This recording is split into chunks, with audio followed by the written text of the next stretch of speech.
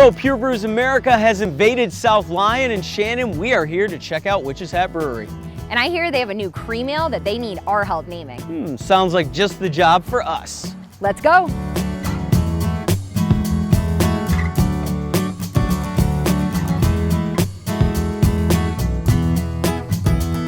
Witch's Hat beer is great beer because they love sometimes stepping out of the box a little bit to make creative beers, but they've been just rocking it since they started. They do two things that are actually kind of, you would think, opposite. They make really big, heavy beers that are awesome, and they also make nice light beers like this Kolsch that I'm drinking, and do a really good job of it. Love those beers. They're dangerously good.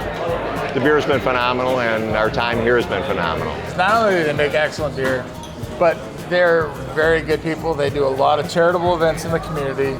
They treat their employees very well. They've got a huge mug club. The thing that I love the most is the mugs back there. Like, that looks sweet, like lit up, and all the glass mugs are amazing. You know what I really love about it? The people that work here. The people that work here really like this place. They appreciate the beer and they appreciate the customers. If I'm coming in here after a bad day, I'm going to see someone I know, I'm going to see someone I like, and I'm going to see someone that I can have a beer with. It's like a family. You know, you sit down at the bar, you meet people. Every time you're here, you go home with a story about someone you talk to and you love it. They're the best. Those amazing owners that everyone is talking about are Ryan and Aaron Cottingem, who opened Witch's Hat in 2011. Let's talk a little bit about your beer story, how we ended up in this tap room. We're avid garage sailors, and so we were out garage sailing one day and saw Mr. Beer Kit at a garage sale for like $2 or $3 or whatever. Made some really awful beer. Terrible beers. But really fell in love with the process of making beer and what it could be, and so over time just kind of kept diving in more and more and upgrading equipment. We had our first daughter born in 2010, right about the same time we both got laid off. We decided to just say, screw it, let's throw a business plan together. And we started in a strip mall down the street, about a half mile down the road, 1,600 square feet. And then we started brewing, and we hoped that maybe a few people would show up and taste the brews. And that first day, we had a full house for 13 hours straight with a line out the door. It was insane, the response that we got. It was unbelievable. I like to ask this question of couples that own or work together or whatever, and Ryan, the camera is rolling, so like what is it like to be in this business together? It's great. I wouldn't be able to do it without her. So, we're a two-headed monster. She's my best friend, and I get to see her day in, day out. We work together.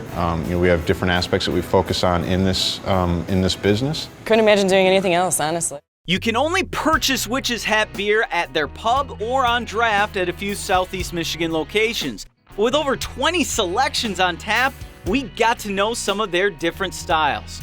So this baby here is Res Get Smashed. And from what I know, this is a smash beer, so single malt, single hop.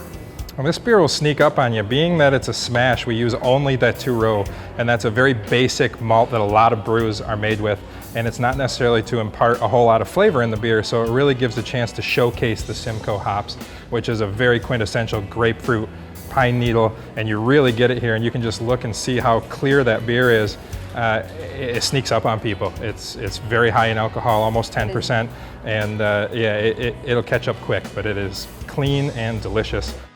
Pretty much if you go to any other establishment in town here, you're gonna see Train Hopper on tap. It's just a great, well-balanced beer with a really nice dry finish on it. It's just excellent. It's like 5-1 our #1 seller out in the market. And I think that's pretty cool, because a lot of times you go to communities that have breweries and you might not see their beer on tap around town because they feel like, why would I carry your beer when people can just come to your bar and drink it right from the source? And our owners, Ryan and Aaron, are super involved in the community, and we basically take turns going around to all the restaurants in town and having lunch and dinner to make sure we're taking care of them too, so they keep our beer on tap for us. Since you can see right into the brew house, I asked the guys if I could help out. They said yes. Okay, Joe, what are we doing today? What kind of beer are you brewing, or we brewing? We're gonna brew a cream ale, which is an American style kind of hybrid of like lager and ale. Cool, so you guys have never done a cream ale before. This is a brand new beer. This is the first one, yep. Oh, I'm excited. All right, how much do these weigh? There's a 50 pounds, so I could, right. Oh no, we got this. All right, Muscles, you have me working today. there we go. This is like a facial. This is good, right? Yeah, it's nice and steamy. You're gonna get nice and sweaty up here, yeah. Go ahead and start stirring, kind of. Just stir it in. This is the temp probe, so this is what I'm gonna have how hot the mash is. So I want to go for 150, so 150 degrees. That's a giant thermometer that's gonna tell us when it hits 150. Yup, exactly. Gotcha. Now we let it sit. Okay, so now we're pitching the yeast. We're gonna put that whole thing in there. We're gonna put 1.5 of these. So here you go. So this is a cream ale yeast blend. So I shake it up. You can just shake it a little bit, yeah. Like, wake up, guys. All right, gentlemen, the cream ale yeast is officially pitched. So this is gonna ferment for how many days? It'll be about 2 to 3 weeks when this is done, where we can drink it. Bingo, we made it through the day. Cool.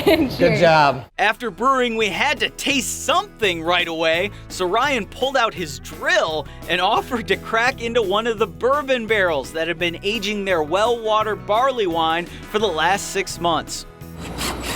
Ready? Here it comes. There we go.